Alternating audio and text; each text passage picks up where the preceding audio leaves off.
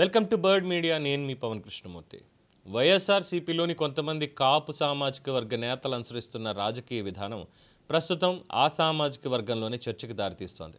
అధికారంలో ఉన్న సమయంలో కులాంశాలపై పెద్దగా స్పందించినటువంటి నేతలు ఇప్పుడు పదవులు కోల్పోయిన తరువాత కుల కార్డును ముందుకు తెస్తున్నారు అనేటువంటి విమర్శలు కూడా వినిపిస్తున్నాయి. ఈ విధానం వల్ల ఇప్పటికే ఐక్యంగా ఉన్న కాపు సామాజిక వర్గంలో విభేదాలు తీసుకురావాలనే ప్రయత్నం జరుగుతోందని కొందరు అభిప్రాయపడుతున్నారు. ప్రత్యేకంగా వైసీపీకి చెందిన కొంతమంది నేతలు, అందులోనూ ముఖ్యంగా అంబటి రాంబాబు వంటి నాయకులు ఇటీవల చేస్తున్న వ్యాఖ్యలు మరియు కార్యక్రమాలు ఈ చర్చకి మరింతగా కారణమవుతున్నాయి. గతంలో కాపు సామాజిక వర్గానికి సంబంధించిన సమస్యలపై పెద్దగా స్పందించినటువంటి నేతలు ఇప్పుడు కొన్ని సంఘటనలను కుల అంశాలకు అనుసంధానం చేస్తూ యాత్రలు చేయడం, వ్యాఖ్యలు చేయడం వల్ల రాజకీయ ఉద్దేశాలు వీటి వెనుక ఉన్నాయి అనేది స్పష్టమవుతున్నటువంటి అనుమానం. అయితే వీళ్ళ ప్రధాన ధ్యేయం ఏంటి?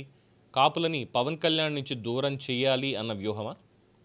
రాష్ట్ర రాజకీయాల్లో కాపు సామాజిక వర్గం దశాబ్దాలుగా రాజకీయ అధికారంలో భాగస్వామ్యం కోసం ఎదురుచూస్తోంది. ప్రస్తుతం పవన్ కళ్యాణ్ ఉప ముఖ్యమంత్రిగా, అనేక మంత్రిత్వ శాఖలకి మంత్రిగా బాధ్యతలు చేపట్టడం ఆ సామాజిక వర్గంలో ఒక ముఖ్యమైన మైలురాయిగా భావించబడుతోంది. ఈ నేపథ్యంలోనే కాపు ఓటర్లను పవన్ కళ్యాణ్ ప్రభావం నుంచి దూరం చేసి మళ్ళీ ఇతర రాజకీయ శక్తుల వైపు, ఇట్ మీన్స్ వైఎస్ఆర్సీపీ వైపు మళ్లించాలి అనేటువంటి ప్రయత్నాలు జరుగుతున్నాయనేది వినిపిస్తున్నటువంటి అభిప్రాయం. ఇంకా కొంతమంది విశ్లేషకుల అభిప్రాయం ప్రకారం కాపు సమాజం పవన్ కళ్యాణ్ చుట్టూ ఐక్యంగా నిలుస్తున్న పరిస్థితిని దృష్టిలో పెట్టుకుని ఆ ఐక్యతని దెబ్బతీయాలనే ప్రయత్నాలు కూడా జరుగుతున్నాయనే వాదన వినిపిస్తోంది.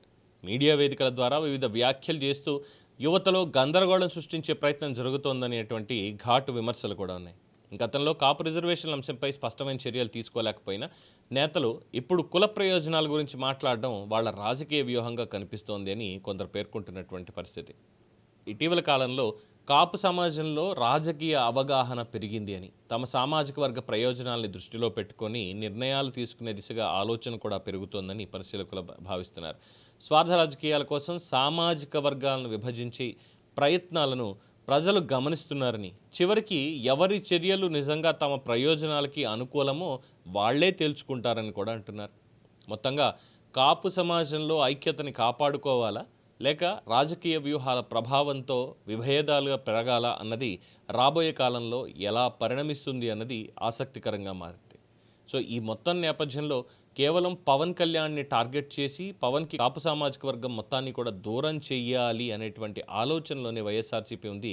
అందువల్లనే కాపు నేతలందరూ కూడా వైఎస్ఆర్సీపీకి సంబంధించి ముందుగా పవన్ కళ్యాణ్ని, ఆ తర్వాత చంద్రబాబు నాయుడిని కూడా విమర్శించడం పరిపాటిగా మారింది. ప్రతి విషయంలోనూ పవన్ కళ్యాణ్ని 100కి 1000% టార్గెట్ చేస్తూ వస్తున్నారు అనేది కూడా ఇక్కడ వాస్తవంగా కనిపిస్తోంది. అయితే దీనికి పవన్ కళ్యాణ్ కూడా చాలా ఘాటుగా స్పందించారు. నేతలు ఎవరైనా సరే కుల రాజకీయాలు చేస్తాము, తప్పు చేసి కులాన్ని అడ్డం పెట్టుకుంటాము, లేదు బూతులు తిట్టేసి కులాన్ని అడ్డం పెట్టుకుంటాము అంటే ఉపేక్షించేది లేదు అన్నటువంటి వార్నింగ్ కూడా ఆయన ఇచ్చారు. సో ఈ నేపథ్యంలో మరి వీళ్ళు అనుకున్నటువంటి ఈ ప్లాన్ వర్కౌట్ అవుతుందా లేదా వేచి చూడాల్సిందే. దీని మీద మీ అభిప్రాయం తెలియచేయండి. చూస్తూనే ఉండండి ది బర్డ్ మీడియా.